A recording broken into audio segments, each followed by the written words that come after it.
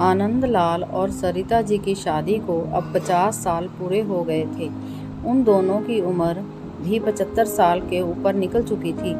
दोनों ने अपनी पूरी ज़िंदगी एक दूसरे के साथ काफ़ी हंसी खुशी से बिताई। दोनों बिल्कुल दो जिस्म एक जान बनकर जिए थे।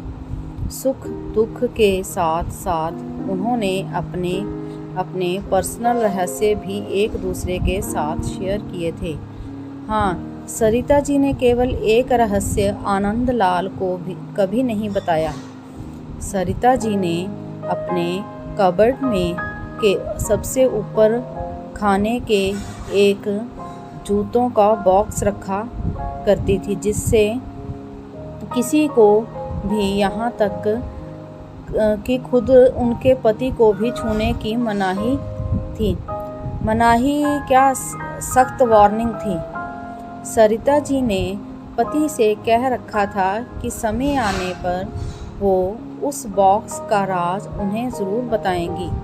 आनंदलाल को भी इस बात से कोई परहेज नहीं था। हंसते हंसते कई दशक बीत गए। उम्र ढल गई, शरीर कमज़ोर हो गए और कई बीमारियां हावी हो गईं।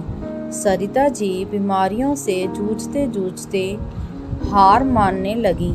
तब अपना आखिरी समय करीब है ये जानकर उन्होंने आनंदलाल को अपने पास बुलाया और अपने जीवन का वो एकमात्र राज जो उनके कबर्ड में बंद था उसको उससे परिचित करवाया।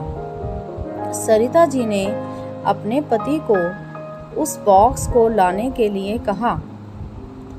आनंदलाल उस बॉक्स को लेकर आए और उसे ओपन किया तो वो देखकर हैरान हो गए कि उस बॉक्स में 2 खरोंची हुई छोटी डॉल्स और ढेर सारे नोट पड़े थे।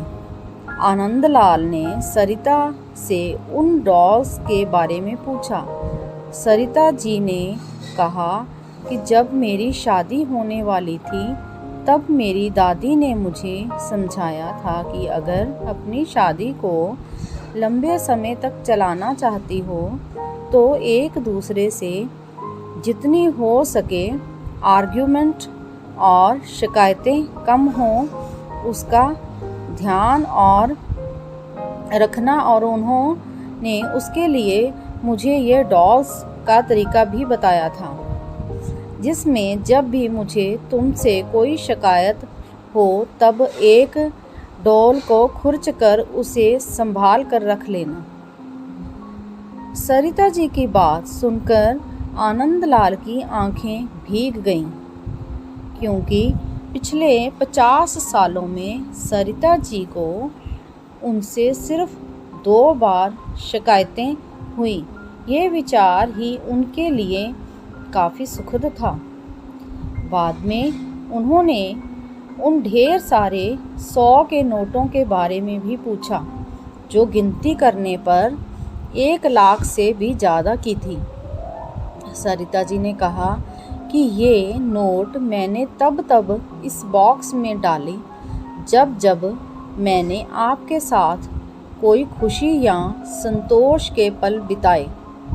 आनंदलाल जी अपनी पत्नी को गले लगाकर रो पड़े और बोले कि मेरे किसी जन्म के पुण्य का ही किए होंगे जिससे तुम मुझे पत्नी के रूप में मिली हो। दोस्तों, छोटी सी इस पति पत्नी की प्रेम कहानी में जो पत्नी ने तरीका अपनाया, अगर हर पति पत्नी अपने जीवन में वही तरीका अपना ले तो हज़ारों रिश्ते जो छोटी छोटी बातों पर बिखर जाते हैं वो बिखरने से बच जाएंगे। आपको हमारी ये कहानी कैसी लगी कमेंट करके बताएं और इसे चैनल को सब्सक्राइब करें, लाइक और शेयर भी करें ताकि हम आपके लिए और नई नई कहानियाँ लेकर आते रहें। मिलते हैं एक और नई कहानी के साथ। धन्यवाद।